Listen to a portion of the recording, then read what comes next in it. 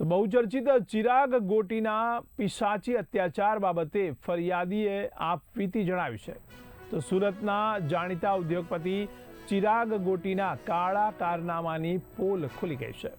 તો ચિરાગ ગોટીના આતંકના એક બાદ એક વિડીયો પણ વાયરલ થતા હવે ફરિયાદીઓ સામે આવ્યા છે। તો જિગ્નેશ વ્યાસ નામના ફરિયાદીએ પણ ચિરાગ ગોટીના આતંક બાબતે ફરિયાદ આપી છે। તો ચિરાગ ગોટીએ જિગ્નેશ વ્યાસ સાથે પણ અનેક અત્યાચાર કર્યા હોવાની હકીકત જણાવી છે।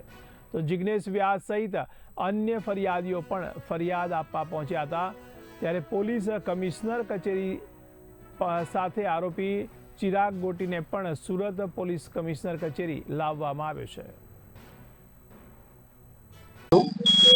અને મારા પરિવાર પર એવું સંકટ આવ્યું છે ત્યારે મારે પણ અહીંયા આવી અને મારા પરિવારને સાથ સહકાર આપવો પડે। મારે તો ગૃહમંત્રી હર્ષભાઈ સંઘવી અને ભૂપેન્દ્રભાઈ પટેલને કે હું પણ એક પાર્ટીનો કાર્યકર્તા છું, હું પણ એક તાલુકા ભાજપ મહામંત્રી છું મહુવા તાલુકાનો।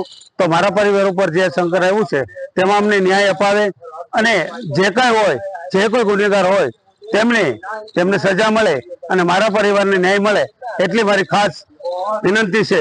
કારણ કે મારું આજે સુરત આવેલો છું। તું સુરતમાં અત્યારે હું સીપી સાહેબની ઓફિસ આગળ ઉભો છું અને જે મારો પરિવાર બધો ભેગો થયો છે એટલે હું તેમની સાથે અહીંયા આવ્યો છું અને હું એક જ રિક્વેસ્ટ કરું છું કે અમને ન્યાય મળે, બાકી અમારે બીજું કંઈ મારી જે પ્રોપર્ટીઓ, રૂપિયા, દર, દાગીના અને જે આ વ્યાજના ચક્કરમાં, ગુંડાઓના ચક્કરમાં જે ફસાયેલો છું અને જે હવાલા કાંડમાં મેં જે દિવસો કાપેલા છે એની ફરિયાદ હું સીપી સાહેબને આપવા આવેલો છું।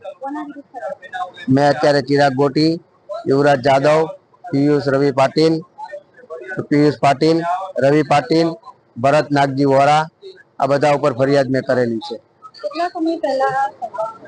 આ શરૂઆત મીટિંગ પર 4-5 વર્ષ પહેલાની વાત છે, બધી 2022 ની વાત છે અને હું છેલ્લા 7-8 મહિના પહેલા હું 2 મહિના કોમામાં હતો।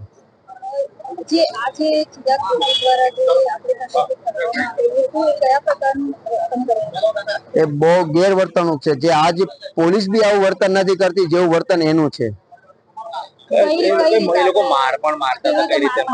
માર મારતા હતા, કપડા કાઢી